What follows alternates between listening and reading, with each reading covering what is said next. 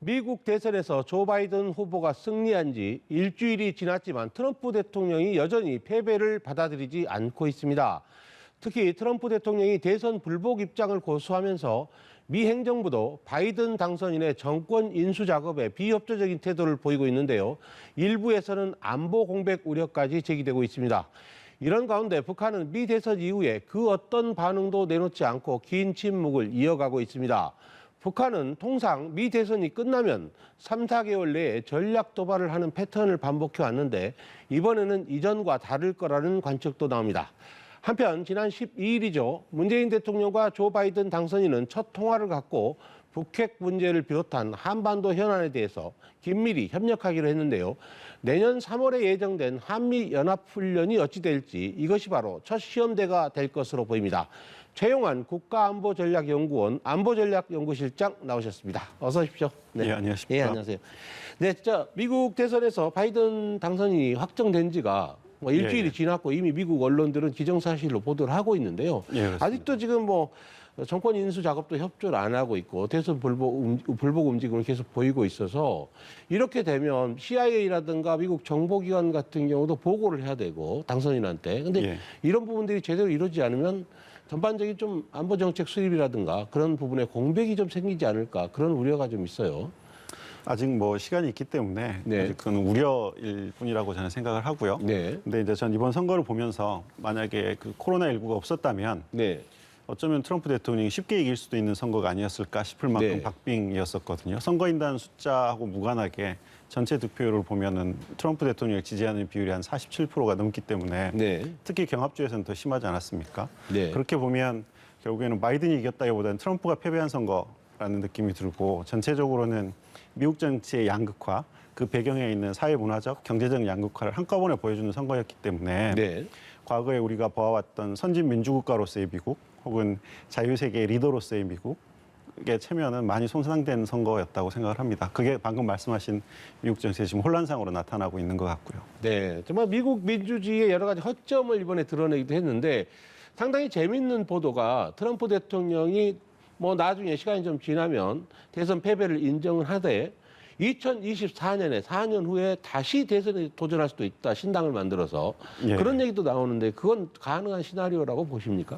이론적으로 불가능한 건 아닙니다. 그리고 실제 그 과거 경험에도 19세기 말에 클리블랜드 대통령 같은 경우에는 한 텀을 쉬고 다시 대통령이 당선된 경우도 그런 있었기 선례가 때문에 있었군요. 있기 때문에 완전히 무관한 이야기는 아니고요. 그리고 또 트럼프 대통령 자체가 이번에 역대 투표를 기록했었고 아마 가장 많은 득표를 한 낙선자일 테고 또 기존 관행에 얽매이지 않는 스타일이기 때문에 한번 해보고 싶다라는 의지를 보이고 있는 걸로 보이는데 새로운 신당을 만들어서 한다는 거는 이미 정당 정치가 자리 잡고 있는 미국에서 굉장히 힘들 것 같고요.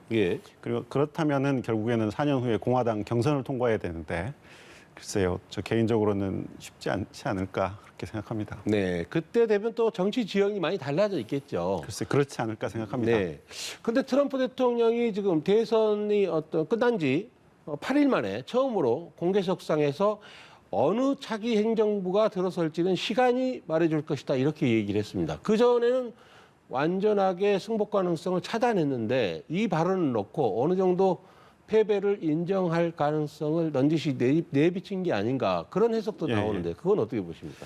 여전히 아직까지 공식적인 입장은 굉장히 유보적인 태도를 취하고 있는 것 같고요. 근데 그거의 배경은 처음에 말씀드린 것처럼 미국 정치의 양극화를 다른 의미로 이야기하면 선거에 졌지만 여전히 미국인들의 47%, 48%는 트럼프를 강력하게 지지하고 있고 그 여론을 등에 업고 그 선거 이후에 다른 보관을 가지고 있는 게 아닐까 그런 추측들이 많이 있다고 생각하고 저도 그렇게 생각을 합니다. 하지만 결국에는 미국은 제도적으로 자리 잡힌 나라이기 때문에 결국에는 트럼프 대통령도 결국에는 패배를 인정하게 될 수밖에 없지 않을까 생각합니다.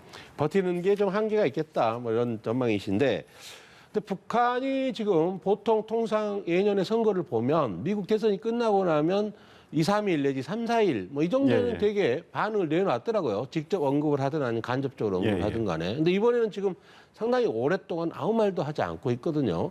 그 배경을 놓고 해석이 좀 여러 가지 나오고 있지 않습니까?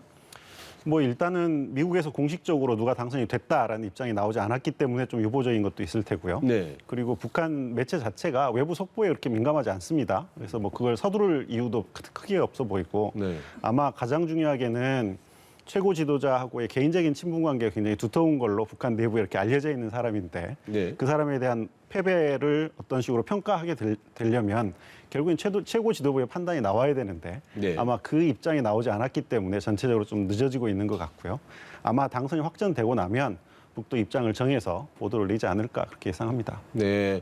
일부 언론에서는 김정은 국무위원장이 트럼프 대통령과 친분도 두텁고 또 트럼프 대통령이 재선 가능성이 높다고 봤다가 바이든이 승리하니까 좀 충격을 받아서 입을 다물고 있는 게 아닌가 이런 해석도 있던데 거기에 대해서는 어떻게 평가하세요? 뭐 김정은 위원장 개인으로서는 얼마든지 뭐 그럴 수 있는 상황이라고 생각을 하는데 네. 그 밑에 이제 일을 하는 저처럼 정책 연구기관이나 혹은 북한 외무성이나 이쪽 네. 사람들은 아마 양쪽 가능성을 두고 입장들을 정리해 놨을 거고요. 아마 최고 지도부의 판단만 있으면 아마 곧 입장은 나오지 않을까 그렇게 생각합니다. 네.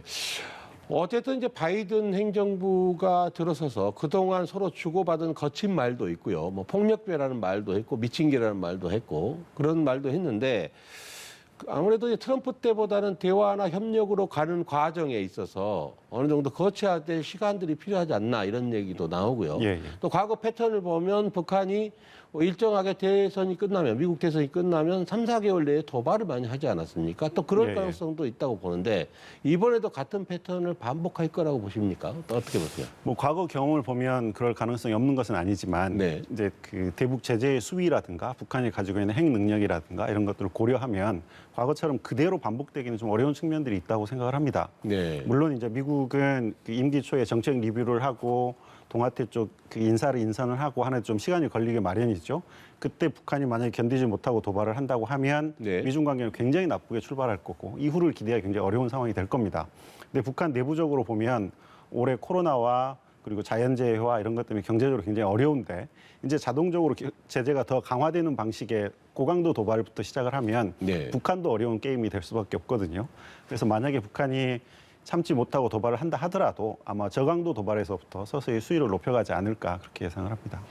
네, 제가 보기에도 이미 북한이 자력갱생 내지는 자력 부강 노선을 천명을 한 상태이기 때문에 예. 우리는 뭐 외부와 상관없이 내치에 전념하겠다라고 하는 명분이 충분히 있지 않겠습니까? 도발하지 않고 이전과는 다른 패턴을 갈 수 있겠다 이런 가능성이 좀 크지 않나 이런 생각이 들거든요. 그런데 이제 그게 이제 작년에 북이 이제 자력갱생을 통한 제재 정면 예. 돌파전 이런 예. 것들을 했을 때 아마도 기본적인 계획은 전 그거였을 거라고 생각합니다. 하나는 제재에도 불구하고 북한 경제가 버틸 수 있다, 굳건하게 버틸 수 있다라는 걸 보여줘서 미국을 조급하게 만들고 네. 또 다른 측면에서는 핵 능력을 지속적으로 증가시켜서 미국이 결국엔 협상장으로 돌아올 수밖에 없도록 만들겠다라는 것이었는데 북의 경제적 내구력이 코로나 예기치 못한 위기들로 인해서 네. 굉장히 빠르게 소진되고 있는 상황이기 때문에 북도 지금 계산이 굉장히 복잡한 상황이라고 저는 생각합니다. 네. 또 하나 저희가 이제 북한의 정치 일정 중에서 주목해 보는 게 내년 1월에 예정된 8차 당대회가 있지 않습니까? 예. 근데 이전에 제가 자료들을 쭉 찾아보니까 당대회를 보통 4월에 하거나 5월 뭐 이런 여름에 하거나 이런 식으로 했던데 이번엔 좀 1월에 하는 건 좀 이례적인 거 아닌가요? 어떻습니까? 글쎄 당대회 시기를 4월에서 1월로 당기는 게 저는 얼마나 큰 의미가 있는지는 사실 잘 모르겠습니다. 네. 왜냐하면 당대회 자체가 굉장히 오랫동안 중단돼 있다가 김정은 시대에 와서 이제 7차 당대회가 열렸고 새로운 관행을 만들어가는 거라고 볼 수도 있기 때문에 그렇다고 네. 생각을 하고요. 오히려 저는 올해 이제 당창건 75주년 행사를 북한은 굉장히 북한 말로 하면 굉장히 성과 있게 네. 보내고 싶었는데 그 성과 있게 보내지 못하고 약간 어물쩡 지나간 측면이 있어서 좀 자기네 당 규약보다 약간 어긋나게 원래 6개월 전에 공고하게 돼 있는데 6개월이 좀 안 되는 시점에 네. 1월로 당겨갖고 공고를 했기 때문에 아마 올 초에 새로운 어떤 그 분위기를 만들어 나가기 위한 일정이지 않을까 그렇게 예상을 하고 있었습니다. 네. 그런 맥락에서 지금 80일 전투라는 걸 북한이 하고 있는데 예. 80일 전투를 통해서 그동안의 과정을 어느 정도 매듭을 짓고 내년 1월에 8차 당대회를 통해서 분위기를 바꿔나간다. 이런 관측도 있더라고요. 그렇죠. 그러니까 10월 10일 당창건 75주년 행사를 제대로 못 치렀으니까 네. 한 80일 정도의 버퍼를 두고 그 안에 집중적으로 이제 경제적인 여력을 동원해서 성과를 창출해내고 그것을 기초로 8차 당대회를 또 가겠다라는 것이고요. 네. 7차 당대회에서 제시됐던 당창건이 아니라 경제개발 5개년 전략을 네. 경제개발 5개년 계획으로 바꿔서 아마 제시하겠다고 공언을 했습니다.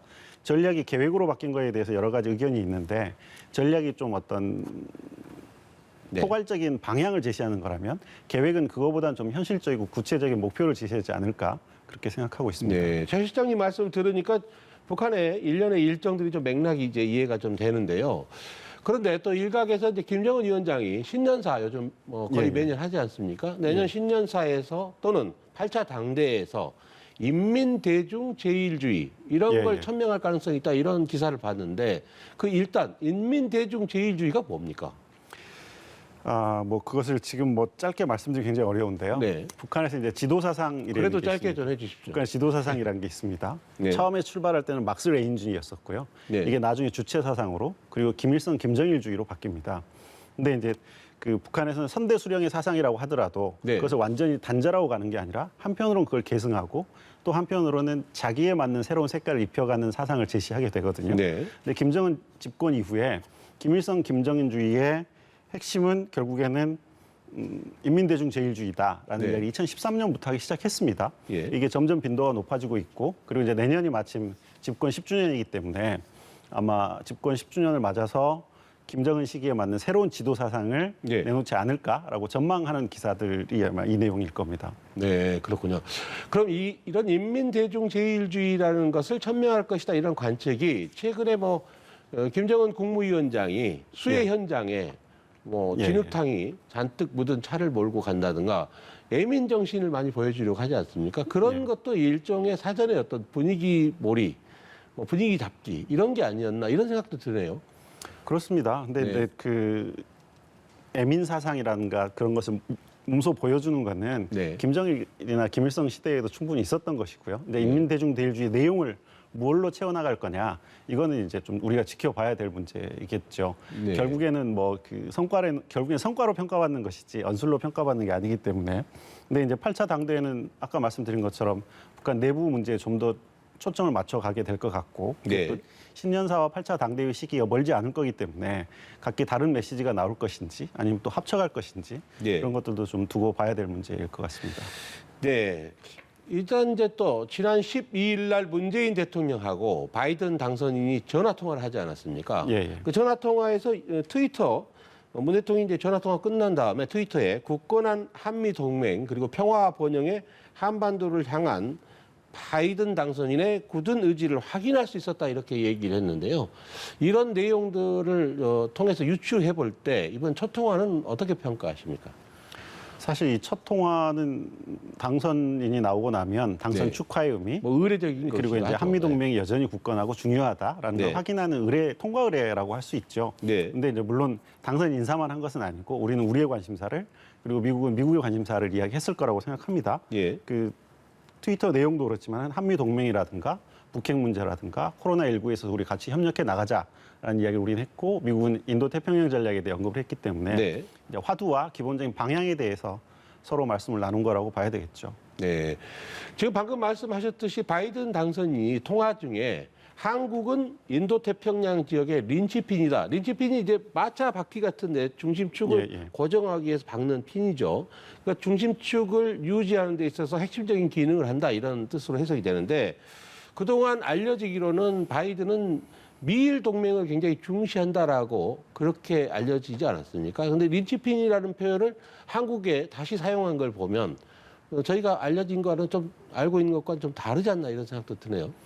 아직 그것을 예단하기는 굉장히 힘들고요. 근데 이제 바이든의 대외 정책 기조 자체가 동맹을 강화하겠다, 그리고 미국의 리더십을 회복하겠다, 그리고 다자주의를 통해서 여럿이 같이가겠다라는 이야기를 하고 있기 때문에 그 측면에서 해석을 하면 과거에 이제 과거라고 하기는 벌써 그런데 트럼프 대통령 시기에 이제 동맹 간에 몇 가지 쟁점을 두고 파열음이 있었는데 그것들을 극복하고 가겠다라는 이야기처럼 들립니다. 네.